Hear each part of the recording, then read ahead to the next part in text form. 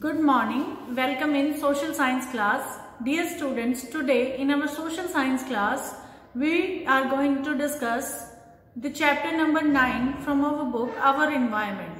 And the name of the chapter is Life in the Desert. So dear students, we have started this lesson in our previous class and discuss about the hot desert Sahara. In this video, we will discuss the cold desert Ladakh. Let's start our lesson. Ladakh, पहले सबसे पहले जो लद्दाख है इसका meaning क्या है? Ladakh is made up of two words, ला जिसका मतलब होता है माउंटेन पाथ एंड दाक मीन्स कंट्री. सो एक ऐसी जगह या ऐसा देश जहां पर बहुत सारे माउंटेन्स के रास्ते बने हों, माउंटेन्स के बीच बीच में रास्ते बने हों. Ladakh is a cold desert lying in the Great Himalayas on the eastern side of Jammu and Kashmir. Jammu और कश्मीर के ईस्टर्न डायरेक्शन में लद्दाख पड़ता है. सो सबसे पहले हम इसकी लोकेशन देख लेते हैं मैप के ऊपर. ये इंडिया का मैप है. इंडिया में जम्मू एंड कश्मीर और इसके ईस्टर्न साइड यहाँ पर हमारा लद्दाख की लोकेशन है. सो ये हुई हमारी लद्दाख की location. The Karakoram range in the northern and the Zanskar, यहाँ पर स्पेलिंग जो है आपकी मिस प्रिंट है बुक में. सो इसको जंस्कर नहीं जास्कर पढ़ेंगे. सो एन को आप स्किप कर लेना. Zanskar mountains in the south enclose it. So north में इसके कराकोरम माउंटेन रेंज है और साउथ में इसके जास्कर माउंटेन रेंज है. सो कराकोरम के और जास्कर के मिड में हमारा लद्दाख पड़ता है. तो हम कह सकते हैं कि ये जो बुक है यहाँ पर हमारी जास्कर माउंटेन रेंज है और इधर हमारी कराकोरम माउंटेन रेंज है. तो ये बीच में हमारा लद्दाख लाई करता है.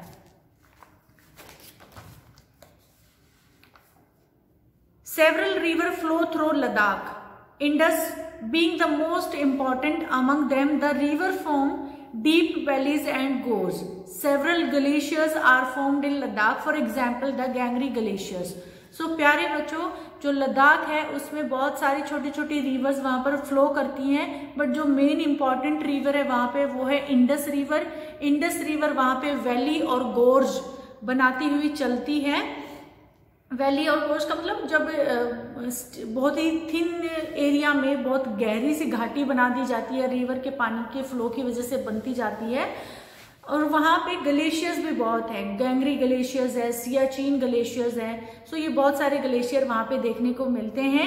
The altitude in Ladakh varies from about 3000 metre in Kargil to more than 8000 metre in the Karakoram. So यहाँ पे जो एलिवेशन है मतलब हाइट भी वेरी करती है. जैसे कारगिल में 3000 मीटर हाइट है, जबकि कराकोरम जो माउंटेन रेंज है वहां पर 8000 मीटर तक भी हमें हाइट देखने को मिलती है. Due to its high altitude the climate is extremely cold and dry. आपको पता है कि दुनिया की सबसे हाईएस्ट माउंटेन रेंज जो है कि वो भी हमारे इसी हिमालयन रेंज में ही हमें देखने को मिलती है, जिसका नाम है माउंट एवरेस्ट. सो यहाँ पर 3000 से 8000 मीटर तक हाइट एलिवेशन हमें देखने को मिलता है. और इसी हाइट की वजह से ही वहां पे बहुत ज्यादा कोल्ड टेम्परेचर भी है. The air at this altitude is so thin that the heat of the sun can be felt intensely. और यहाँ पे हवा इतनी ज्यादा पतली है कि आपको सूरज की जो रोशनी आती है वो बहुत ज्यादा तीव्रता से महसूस होती है. जैसे हम अपने जो प्लेन्स एरिया है यहाँ पे एयर जो होती है वो थोड़ी थिक होती है. सो हम यहाँ आराम से अपने डे रूटीन के जो भी काम होते हैं वो सनलाइट में इजिली कर सकते हैं.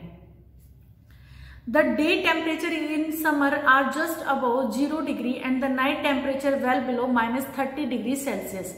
अब लद्दाख में जो टेम्परेचर है वो दिन के टाइम में, समर की बात हम कर रहे हैं कि समर सीजन में दिन के टाइम में टेम्परेचर जो है वो 0 डिग्री से थोड़ा बहुत ऊपर ही होता है, जबकि समर की जो नाइट होती है वो -30 डिग्री सेल्सियस होती है. आप इमेजिन कर सकते हैं जब समर में ये सिचुएशन है तो विंटर सीजन में क्या हाल होगा. It is freezing cold in the winter when temperature may remain below -40 degree Celsius for most of the time. As it lies in the rain shadow of the Himalayas, there is little rainfall, as low as 10 centimeters every year. So winter season में तो वहाँ जो temperature है वो -40 degree Celsius ही रहता है. और ये हिमालय की जो एरिया है ऐसे एरिया में लाई करता है जो कि रेन शेडो एरिया है। मीन्स कि वहां पर रेन बहुत कम देखने को मिलती है। साल में अगर हम टोटल ईयर का एवरेज निकालें रेनफॉल का तो वो 10 सेंटीमीटर ईयरली जो है रेन होती है एवरी ईयर। यहाँ पर हमारे पेज नंबर 68 पर एक डू यू नो है, Dras one of the coldest inhabited place on the earth is located in Ladakh. Ladakh में द्रास एक ऐसी जगह है जो कि दुनिया की सबसे कोल्डेस्ट प्लेसेस में से एक है और लोग यहाँ पर भी रहते हैं। अब हम अपने नेक्स्ट पेज को कैरी ऑन करते हैं। The area experience freezing winds and burning hot sunlight. You will be experienced to know that if you sit in the sun with your feet into the shade, you may suffer from both sunstroke and frostbite at the same time. अब देखिए यहाँ पर ये किस तरीके का area है कि यहाँ पर फ्रीजिंग का एक्सपीरियंस भी और सनलाइट से बर्न होने का एक्सपीरियंस भी दोनों सेम टाइम पे हो सकते हैं। कैसे? यहाँ पर एग्जाम्पल दिया गया है कि अगर आप शेड आप सनलाइट में बैठे हुए हैं और आपने अपने पैरों को छाया में कर लिया है तो आपको सेम टाइम पे क्या एक्सपीरियंस होगा कि आपकी बॉडी तो सनलाइट में जल रही है और आपके जो पैर हैं वो ठंड से बिल्कुल सिकुड़ गए हैं। तो ये सेम टाइम पे ये आप एक्सपीरियंस कर सकते हैं।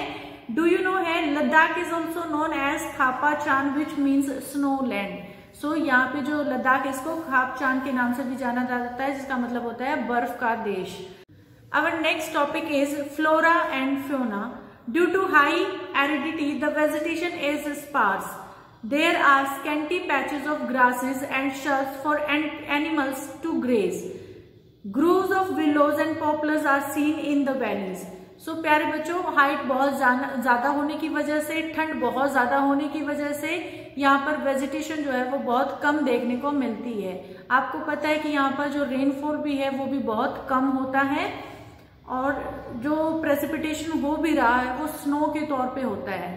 सो यहाँ पर बहुत कम वेजिटेशन देखने को मिलती है। ग्रास के जो पैचेस भी हैं वो भी बहुत कम है। सो एनिमल्स के लिए ग्रेज करने को चारा भी बहुत कम होता है। ग्रोव्स ऑफ विलोज एंड पॉपुलर्स, ये जो वैली है, जो रिवर वैलीज हैं, वहां पर आपको पॉपुलर्स और विलो के जो ट्रीज हैं वो देखने को मिलते हैं। During the summer fruit trees such as apples, apricot and walnut blooms. गर्मियों के टाइम में आपको एप्पल, एप्रिकॉट और वॉलनट जो है वो वहां पर मिल जाते हैं। Several species of birds are sighted in the Ladakh. पक्षियों की बहुत सारी वेराइटीज देखने को मिलती है जैसे कि robins, red stars, Tibetan snowcock, raven hoopoe are common. ये कॉमन वहां पर बर्ड्स की स्पीसीज देखने को दिखाई देती है लद्दाख में। Some of these are migratory birds. ये माइग्रेटरी बर्ड्स है, मतलब मौसम होने पे इस तरफ आ जाते हैं। जब यहाँ का मौसम ऐसा हो जाता है कि वो सहन बर्दाश्त नहीं कर सकते, विंटर सीजन आ जाता है तो फिर वो मूव करके कहीं और चले जाते हैं। The animals of Ladakh are wild goats, wild sheep, yak and special kind of dogs. और एनिमल्स में यहाँ पर जो वाइल्ड गोट है, वाइल्ड शिप, याक, जो ठंड को बर्दाश्त कर सकते हैं, जिनके बॉडी के ऊपर फर होती है, सो इस तरीके के एनिमल्स हमें देखने को मिलते हैं। The animal are rear to provide for milk, meat and hides. और ये एनिमल्स जो है उनको दूध देते हैं, उसके साथ मीट, मांस भी देते हैं, और हाइड्स मतलब स्किन उतार के वो उसका यूज कपड़े बनाने के लिए और या मैट वगैरह बनाने के लिए करते हैं। याक का मिल्क जो है वो चीज और बटर बनाने के लिए यूज होता है। The hair of the sheeps and goat is use to make woollens. और जो शिप और गोट है उनकी फर जो है वो वूलन कपड़े बनाने के काम आती है। डू यू नो द चेरू और the Tibetan antelope is an endangered species. It is hunted for its wool, known as सहतूस, which is light in weight and extremely warm. So चेरू और जो या तिब्बतन एंटीलोप है, ये एक ऐसी स्पीसीज है जो इंडेंजर हो चुकी है, मतलब जो खत्म होने की कगार पर है। और इसका जो है इसको ज्यादातर लोग हंट कर लेते हैं। और इसका रीजन क्या है कि इसकी जो स्किन होती है, इसके जो फर होते हैं, ये बहुत लाइट वेट होते हैं बट बहुत ज्यादा वार्म होते हैं। सो इनसे वूलन कपड़े बनाने के लिए इसकी जो वूल होती है उसको सहतूस बोला जाता है। सो उसके लिए इनको हंट किया जा रहा है। Our next do you know is the finest cricket bats are made from the wood of the willow trees. So प्यारे बच्चों, हमने देखा था कि रिवर वैलीज में ग्रुप्स ऑफ विलोज और पॉपुलर ट्रीज जो है वो देखने को मिलते हैं। सो जो विलो ट्रीज हैं उनसे क्रिकेट बैट बनाए जाते हैं और ये फाइनेस्ट वुड होती है क्रिकेट बैट बनाने के लिए। Our next topic is people. The people here are either Muslim or Buddhist. In fact, several Buddhist monasteries dot the Ladakhi landscape with their traditional gopas. So mainly यहाँ पर दो religion वाले लोग रहते हैं, मुस्लिम्स और बुद्धिस्ट। जनरली जो लद्दाख का एरिया है वहां पर बहुत सारी बुद्धिस्ट मोनेस्ट्रीज जिनको गोपास बोला जाता है वो देखने को मिलती है। मोनेस्ट्रीज होती है ऐसी बिल्डिंग्स जहाँ पर बुद्धिस्ट भिक्षुक बैठ के रिलीजन के बारे में डिस्कस करते हैं। और जो कुछ फेमस मोनेस्ट्रीज के नाम यहाँ पर हैं, तिक्षे, हेमिशे और लोमायरू। इनमें से जो तिक्षे मोनेस्ट्री है उसकी इमेजेस भी हमारी बुक में दी गई हैं। सो ये कुछ फेमस बुद्धिस्ट मोनेस्ट्रीज हैं। In summer season the people are busy cultivating barley, potato, peas, beans and turnip. Summer season में लोग यहाँ पर खेती करते हैं जिसमें पोटैटोज, बार्ले, बीन्स और टर्निप वगैरह की खेती की जाती है। The climate in winter month is so harsh that people keep themselves engaged in festivals and ceremonies. But winter इतनी ज्यादा ठंड वाली होती है कि लोग अपने आप को डिप्रेशन से या अपनी हेल्थ ठीक रखने के लिए, खुश रहने के लिए अपने आप को बिजी रखते हैं सेरेमनीज में, गैदरिंग में और फेस्टिव सीजन्स में। The women are very hardworking. They work not only in the house and field but also they manage small business and shops. जो लद्दाखी विमेन है वो बहुत ज्यादा हार्ड वर्किंग है। वो घर के काम के साथ साथ खेत में भी काम करती हैं और उसके साथ साथ छोटे छोटे बिजनेस और शॉप्स भी वो ओपन करती हैं। ले the capital of Ladakh is well connected both by the road and air. ले जो कैपिटल है लद्दाख की वो एयर से भी अच्छे से कनेक्टेड है, एयरवेज से और रोडवेज से भी अच्छे से कनेक्टेड है। The national highway 1 connect the Leh to Kashmir valley through the Zojila pass. So जो लेह है उसमें NH1 नेशनल हाईवे 1 लेह को कश्मीर से कनेक्ट करता है with the help of Zojila pass. Pass का मतलब माउंटेन से गुजरने वाला रास्ता। सो जोजिला पास की हेल्प से लेह को कश्मीर से अच्छे से कनेक्ट किया गया है। Our next do you know is Manali Leh highway crosses 4 passes.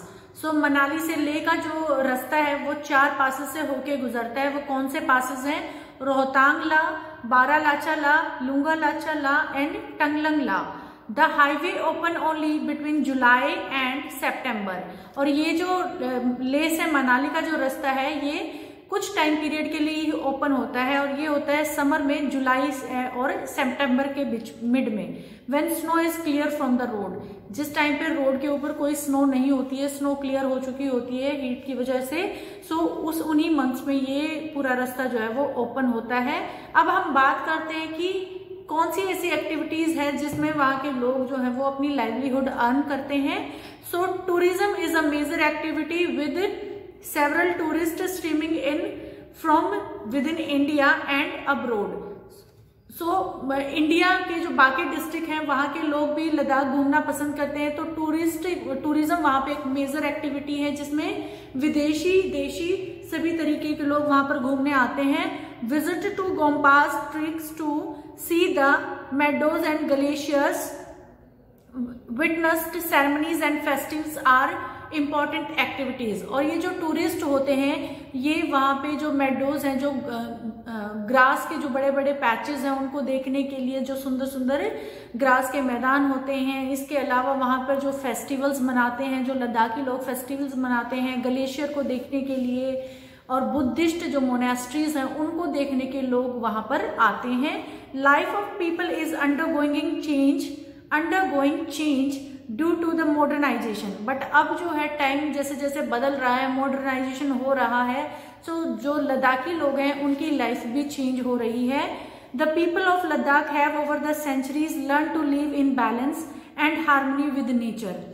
Due to the scarcity of resources like water and fuel they used with reverence and care. Nothing is discarded और वेस्टेड। और जो लद्दाखी पीपल हैं जो इतने time से इतनी harsh condition में वहां पे रहते हैं तो उन्होंने एक बैलेंस बना के जीना सीख लिया है। बैलेंस किसके साथ?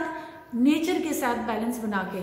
सो वो लोग अपनी रिसोर्सेज का कम होने की वजह से उनको बहुत अच्छे से यूज करते हैं, किसी भी चीज को फ्रिक्वेंटली डिस्कार्ड नहीं करते हैं, वेस्ट नहीं करते हैं। तो कुल मिला के हम कह सकते हैं कि जब भी कभी हार्श या एक्सट्रीम टेम्परेचर होगा, चाहे वो हॉट टेम्परेचर हो या फिर कोल्ड टेम्परेचर हो, ऐसे में ह्यूमन बीइंग नेचर के साथ एडजस्ट करके बैलेंस बना के जीना सीख लेते हैं। सो प्यारे बच्चों, इन्हीं एग्जाम्पल्स के साथ आज का हमारा लेसन कवर हो गया।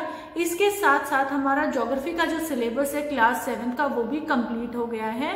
प्यारे बच्चों, हम मिलेंगे अपनी अगली क्लास में एक नए लेसन के साथ। तब तक आप पढ़ते रहिए, खुश रहिए, अपने आप को हेल्दी रखिए, अपनी इम्यूनिटी स्ट्रांग बनाइए।